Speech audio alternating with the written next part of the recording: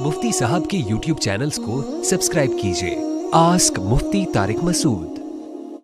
वालिदैन और बीवी में ज़्यादा हक़ किसका है?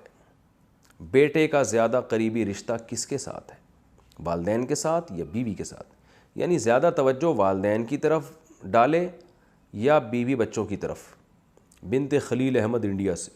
ओए होए होए, देखें हक़ तो वालिदैन का बहरहाल ज़्यादा है, उन्होंने जना है, उनके एहसानात बेपनाह हैं, इसमें तो दो राय नहीं हो सकती। और तवज्जो भी वालिदैन ही की तरफ ज़्यादा देनी है, यानी वालिदैन को बीवी पे तरजीह देनी है। लेकिन उसमें उसूल ये है कि शरीयत ने जो वालिदैन का हक़ है ना, उसकी अदायगी का तरीक़ा मुख्तलिफ रखा है और बीवी की अदायगी के हुकूक़ का अंदाज़ मुख्तलिफ है। वो दोनों एक दूसरे से डिफरेंट हैं, लिहाजा दोनों एक दूसरे के अपोजिट नहीं हैं, एक दूसरे के ख़िलाफ़ नहीं हैं कि आप माँ का हक़ अदा करेंगे तो बीवी का हक़ ज़ाया होगा, बीवी का अदा करेंगे तो माँ का हक़ ज़ाया होगा।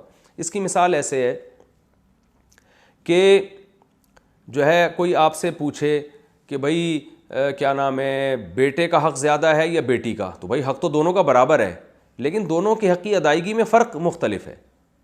बेटे को आप कमाने के काबिल बनाते हो, बेटी का हक़ ये कि उसके लिए अच्छा रिश्ता तलाश करते हो, ये अंदाज़ मुख्तलिफ होते हैं। भाई का हक़ अलग तरीके से अदा किया जाता है, बहन का हक़ अलग तरह से अदा किया जाता है। तो यहाँ भी यही है कि वालिदैन का जो हक़ अदा किया जाएगा वो ये कि उनको तकलीफ़ से बचाया जाए।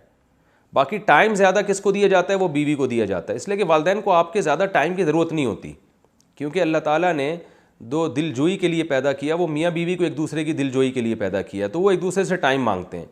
माँ बाप ज़्यादा टाइम नहीं मांगते, आप 24 घंटे में थोड़ी देर भी वालिदैन के पास बैठ जाएंगे तो वो खुश हो जाते हैं। वो नहीं चाहते कि हर वक्त चिपक के ही रहो, हमारे साथ ही रहो हर वक्त।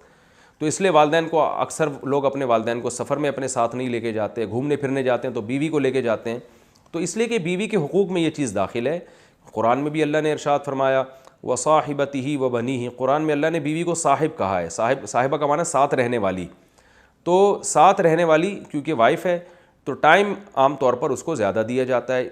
और ये इसमें वालिदैन की हक़ तलफ़ी नहीं है, क्योंकि वालिदैन को औलाद से ज़्यादा टाइम चाहिए भी नहीं होता। हाँ, बिल्कुल ही आप वालिदैन को टाइम नहीं दे रहे तो एक अलग बात है, वो फिर जुल्म में आ जाता है। इसी तरह ख़र्चा जो है, क्योंकि वालिदैन ख़र्चे के मोहताज नहीं होते, क्योंकि आपके वालिद भी कमा रहे होते हैं जो आपकी वाइफ, आपकी माँ पे ख़र्च कर रहे होते हैं, अपनी वाइफ पे यानी ख़र्च कर रहे होते हैं। तो लिहाजा आपके ज़िम्मे ये नहीं होता कि अपनी माँ पे ख़र्च करें आप, क्योंकि वो आपके वालिद के ज़िम्मे और वो उन्होंने को खिला रहे होते हैं वो, या आपकी वालदा की पेंशन आती है या आपकी वालदा जॉब करती हैं, जबकि बीवी का ख़र्चा जो है वो मर्द के कंधों पर अल्लाह ने डाला है।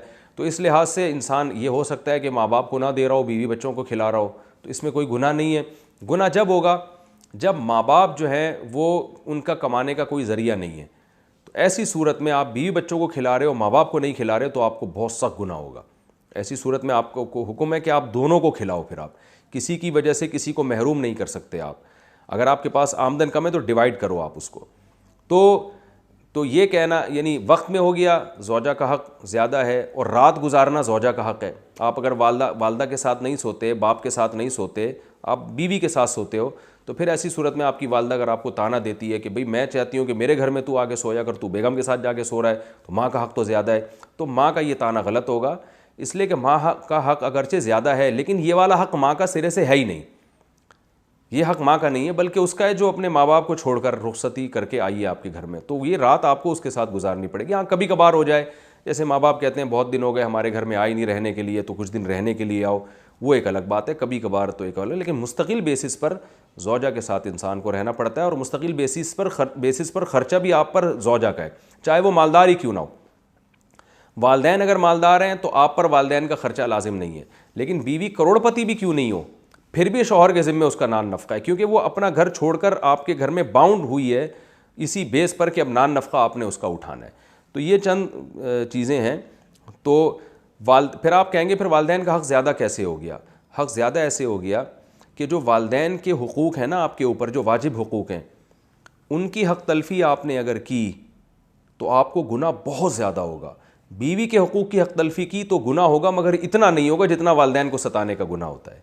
तो इस लिहाज से वालिदैन का हक़ ज़्यादा है। और मुबाह चीज़ों में वालिदैन का हक़ ज़्यादा है। मुबाह का मतलब वो काम जो आप पर वाजिब नहीं है, उसमें बीवी एक काम का हुक्म दे रही है, वालिदैन उसके ख़िलाफ़, तो फिर आपको वालिदैन की बात माननी है। मिसाल के तौर पर ہفتے کے دن جناب آپ کی ماں کہہ رہی ہے کہ بیٹا مجھے جو ہے نا وہ آج ذرا تھوڑا سا پارک میں گھما کے لے آؤ, میری طبیعت خراب ہو رہی ہے, مجھے ڈاکٹر نے چہل قدمی کا حکم دیا ہے. ادھر بیگم صاحبہ کہہ رہی ہیں جی ہفتے کے دن تو ہم فلاں جگہ انوائٹیڈ ہیں, آپ فلاں جگہ میری رشتہ داروں کے یہاں آپ جاؤ گے.